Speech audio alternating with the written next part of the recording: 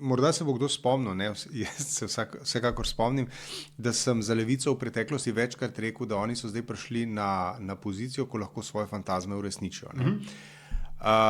To je ena plat medalje. Druga plat medalje je pa to, da oni, morda celo edini, ne, ki v slovensko politiko vnašajo vsaj razmislek, v nekaterih delih pa tudi implementacijo nekih novih konceptov, novih idej, in so po eni strani dosti trmasti, po drugi strani dosti artikulirani in seveda so dosti močen igralec na šahovnici, da velik del tega lahko upeljajo.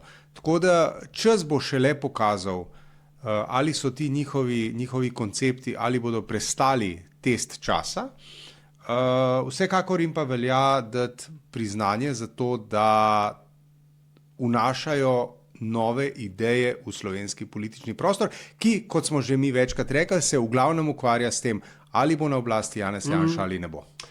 Glih to, ne, pač sam to, da dodam, ni nujno, da je to vse dobro, je pa pač dejstvo, da se za razliko od ostalih se grejo politiko. Sam to. Ta moment, ki si ga zdaj na koncu rekel, da vnašajo Janšo, je tudi moment, zaradi česar sem jaz zbrala Gibanje Svoboda, ker jim uspeva znova s to narativo strah na drugi strani v pojavni obliki Janše.